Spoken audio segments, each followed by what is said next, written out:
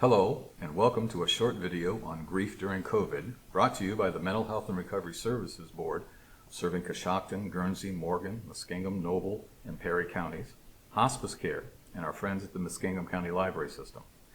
My name's Chuck Archer, and I'm a school psychologist with the Zanesville City Schools. I'd like to talk with you about school-aged children experiencing grief and mourning, especially during these unusual times. We all know that when anyone experiences the death of a loved one, we have strong feelings that affect our behavior. For most of us, the first time we experience grieving is when a close family member dies, or even a beloved family pet. But we also experience a keen sense of loss under circumstances that don't involve dying, like when a close personal relationship, like a marriage, has ended, or when a job we've lost because our employer closes or moves too far away to follow. Our children also experience loss when there is a major disruption in their lives and their supports are strained. Right now, most of our children are experiencing school quite differently than ever before. Many are receiving instruction remotely or online, while others are attending classes while wearing masks and following social distancing guidelines. Their previous experience and expectation about going to school is very different right now. They may be feeling sadness, moodiness, and even anger in response to this loss. And really, this is understandable. They are no longer able to hang out with their friends for a large part of the day, get to play on a playground during a period of recess, go out to eat from their classrooms to the school cafeteria, have weekly instruction in art, music, physical education, computer use, and get to visit the school library. Periodically, they've even gotten to watch an educational film or video clip on occasion. So many of the things adults find enjoyable and miss, our children do as well. When children grieve, they are often sad, withdrawn, and a bit listless.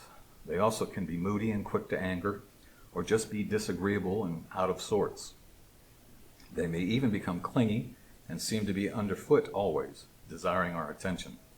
At times, they may even resort to behaviors they've already outgrown, like sucking their thumbs or speaking in baby talk, in an attempt to return to a more safe and enjoyable time in their lives. The best way we can help them is to listen to what they are saying.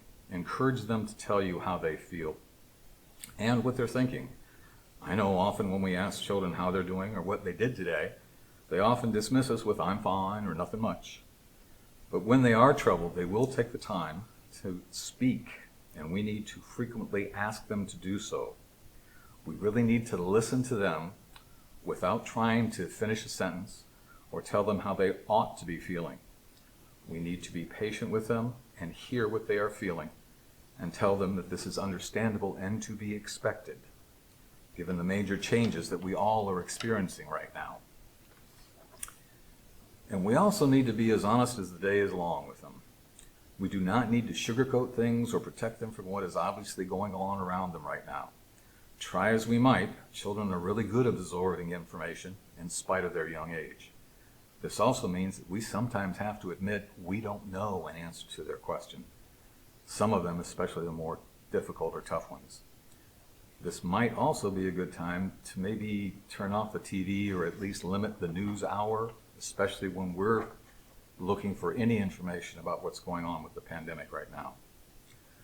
Another thing to watch out for is all the outlandish stories that make the rounds these days. Rumor mongering has become a favorite pastime, it would seem, especially through the various social media outlets.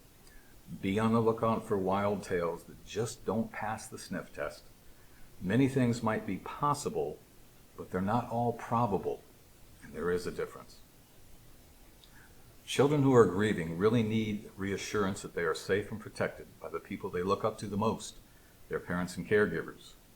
We need to let them know that despite all the changes going on right now, that they are loved and supported by their family, that everything we are doing is aimed at keeping them healthy and safe, and that the discomfort we feel right now will not last forever. A good way to emphasize this is to keep to familiar routines as much as is possible and be as consistent as we can. Try to keep meal times at the same time each day. Check in with how they're doing consistently each day. If they have jobs around the house, make sure that they are still doing their part. Set aside time to do something together, whether it's playing a game, coloring, making a craft or a handmade greeting card, or other ways to keep them engaged. Also, you need to feel that the information you are getting and advice on how to help your children is the best that can be found. So trust your instincts about what your child needs right now. Seek out information from trusted resources for news on healthcare and meeting the emotional needs of your children.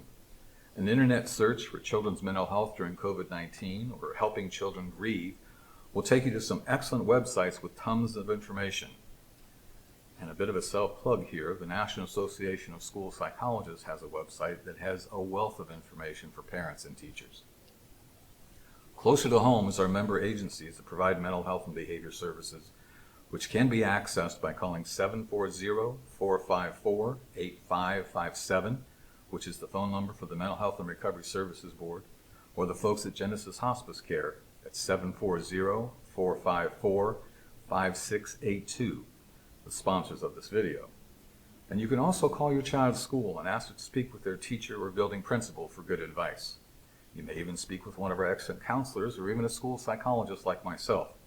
We're here to help. It's what we do.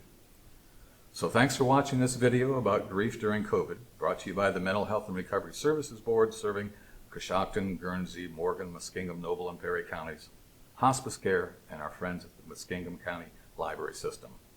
I'm Chuck Archer, encouraging you to remain positive but test negative.